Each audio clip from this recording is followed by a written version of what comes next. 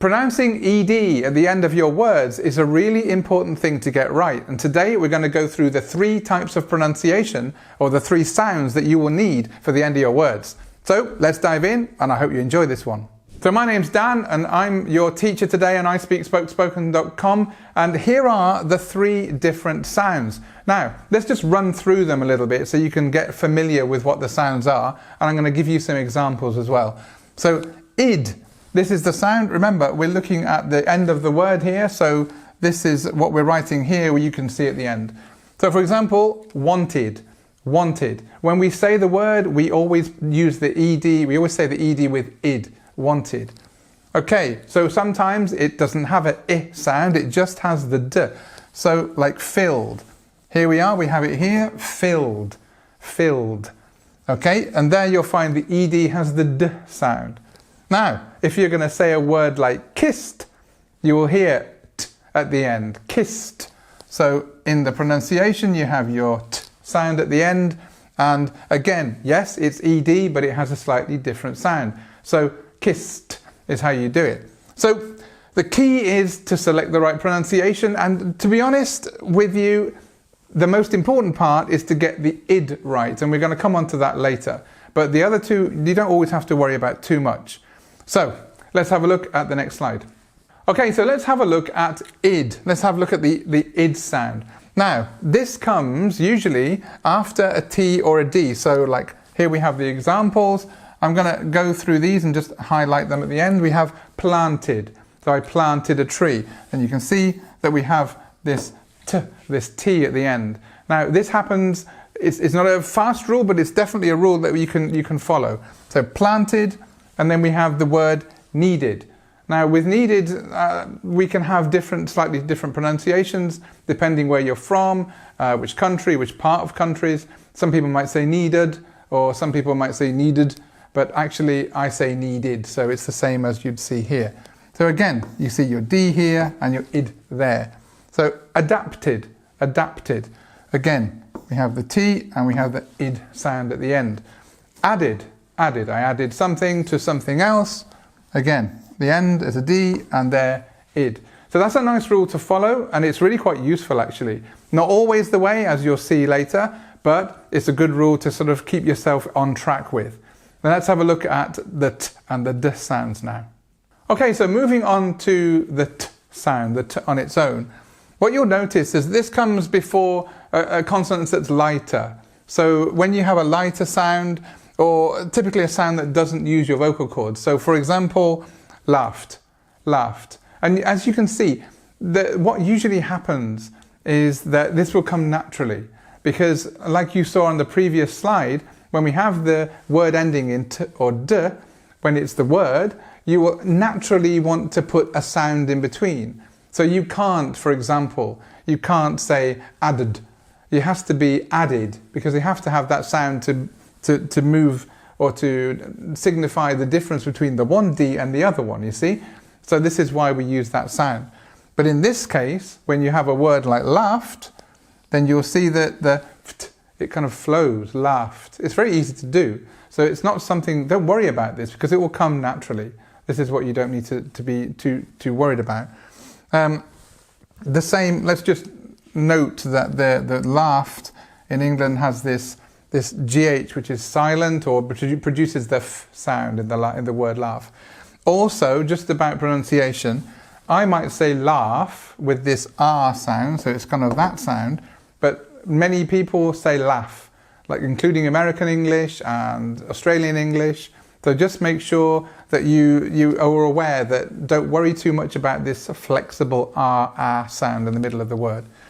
Walked, walked, again. You have the k sound there, so it goes quite nicely. Kt, walked. Just practice it now and then. Kt, kt. It's actually easy to do, and the more you do it, the more you'll understand how to do it. Again, we don't have the sound of the L. The L is soft, completely silent. We just say walked. Okay? Washed, washed. Again, this sh sound and the t goes into each other. It almost flows like sht, sht, washed. Can you see? If you go back from that sound to the word, you can actually make sure you bring it in more. just practice the end of the word and the t sound, so sht, and then go back to the word, washed.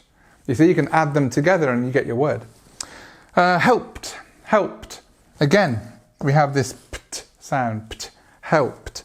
And again, which when this softer consonant comes, you can see how it makes it easier for you to actually make that sound. So just practice these sounds. And like I said, start with the sound and then build on the base part of the word or the core part of the word and then put it together and then see how it sounds for you. Okay, so remember you can download your slides by clicking the I over there in the corner, and you can have a practice with that quiz as well. Now, remember, if you're on a mobile or tablet, then you'll find that link just underneath the video, right? So you know where to find it there. But if you're on your desktop, it's up there. Okay, so let's have a look at the D sound. Now this usually comes after a more heavier or a stronger consonant. So for example, we have this word play and played, played. So otherwise it wouldn't sound correct if you said, for example, plate. Then you have a different word completely, right? If you see where we're going with this. So here the Y represents a vowel, and the ul is making this last consonant.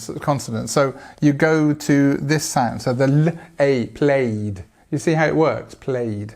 This whole part of the word here is a, including that. So those three is just the a sound. See how it works. Okay, so what about this word grabbed? Grabbed. Now, this is where the mistakes can be made. If you have this sound here, like this b sound, people might say grabbed. And I've heard this many times with different people from different countries speaking English. They will say grabbed, or they will say another word in that kind of that same rule. But we need to make sure that we just do the bd. So it's grabbed, grabbed. And you can see there's no vowel sound in between. You've got a bit of voice on the d, of course, because that's the nature of that sound. The t, d, remember the t is without the voice and d with the voice. But when you're saying it together with another consonant here, then it's bd, bd. So you don't have this middle part like id, for example. Okay? Okay, what about imagined then? Imagined. So again, this strong consonant, j, and imagined, imagined. Now what happens here is the j is the heavy part, and actually this part becomes part of this consonant or this vowel form.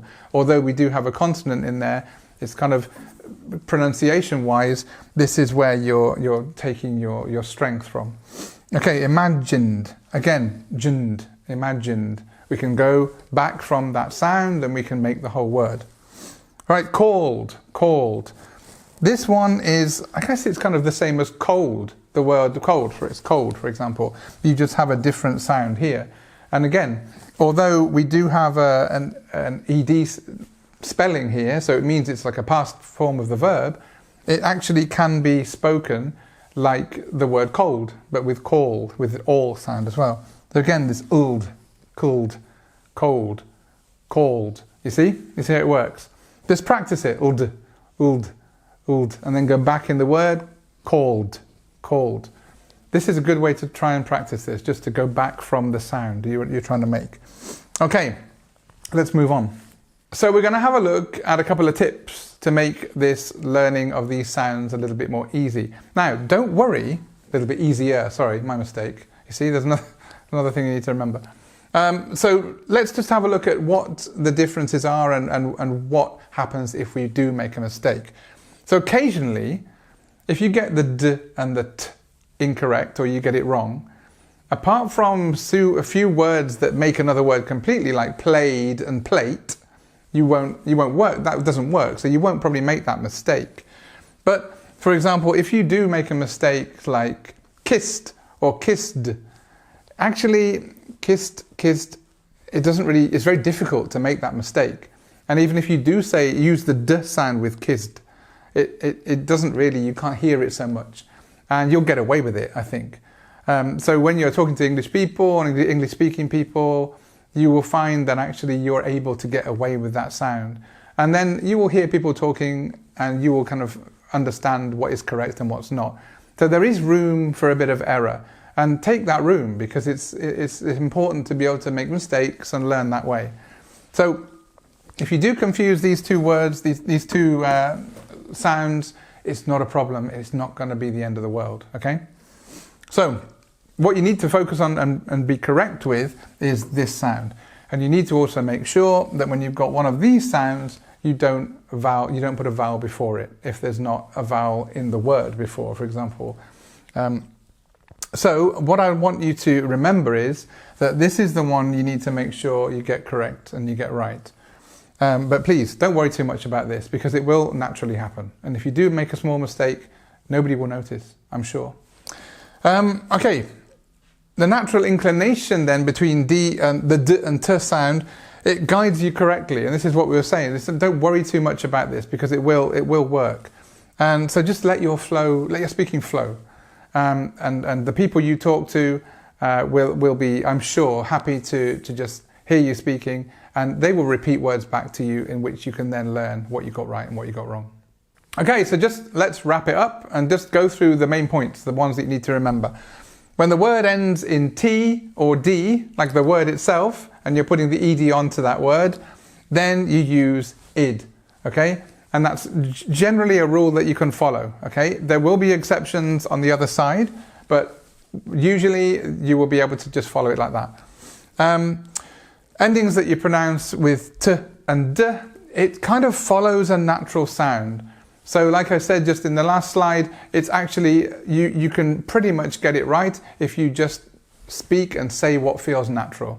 And then I'm sure everything will be fine. But just practice, practice, practice. Go over this again. Remember, the slides are available. You can go over the video. You can watch the video a few times again and just understand what I've been saying about that. Okay, so remember, you've got the level test here. You can click on that and you can go through a level test that will give you your level of English in just a few minutes, so you can find out what level you are. So that's been the video for today, and I really hope you've enjoyed it, because it's been a really important topic, really. It's something that me as a teacher, I find it quite interesting when people find these things difficult, because there are easy solutions, as you've seen. Anyway, we'll see you next time. Have a great day.